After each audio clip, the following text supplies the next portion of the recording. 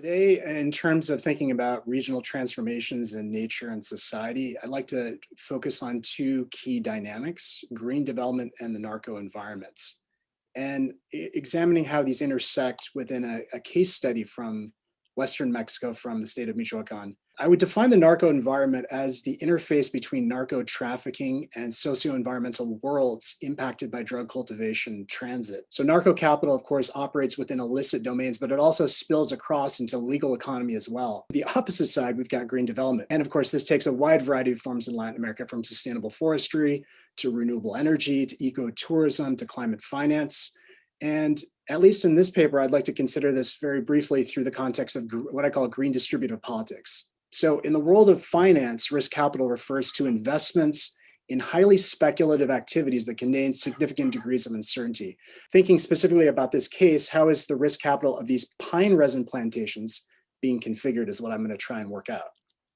The case study focuses on a green social enterprise called Ejido Verde that operates within Michoacan, that is working to create pine plantations that will generate marketable resin that will then be sold to the pine chemical industry in Michoacan itself. The study location for this is in northeastern Michoacan, and particularly focused on a valley called the Ucareo Valley, which is located in the municipio of Sinapecuaro. The most recent history of the narco environment prior to 2014 pertains to two primary cartel groups, La Familia Michoacana and Los Caballeros Templarios. Basically, they're engaging in deforestation in the municipio, in addition into other regions of the state.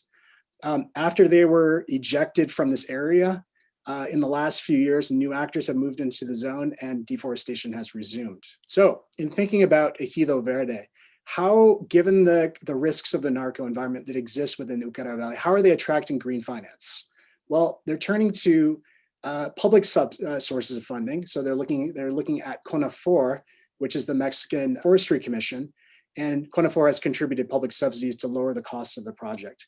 They're also focusing on private finance, and in particular targeting the Kiva micro-lending platform. And through these Kiva digital profiles, you can see how Kiva and Ejido Verde are working to calibrate the risk capital associated with the project. Okay, so if they're attracting funding from these sources, they also need to recruit smallholder participants. So how do they convince smallholders to actually participate in this program, given local concerns about land grabs, about debt, and about corporate power? Now, in addition to this, they're also working to create what I would call eco-political subjects. They're trying to build these long-term relationships between the company and the smallholders that will endure over decades. First of all, they're hiring local forestry crews, and these forestry crews are working with the smallholders and attempting to convert them into resineros, into resin tappers. Now, how are they actually going to deal with this situation? Well, there's a couple options available to them. First of all, they could hire local people to kind of act as a private security force to protect their forests, at night especially. Another situation is that the resineros themselves create their own forest guard, basically create mutual aid networks that will take turns rotating through people who would then stand guard over the forests. So what are the implications of this for our talk, our conference, in thinking through the regional transformations of nature and society? Well, I've talked very briefly about two key dynamics, green development and the narco environment. Typically, these are viewed as fundamentally antagonistic, right? Typically, we assume that green development actors are going to avoid at all costs narco environments. What's really fascinating about this case is that we have a situation where a green development actor is engaging directly the perils of the narco environments.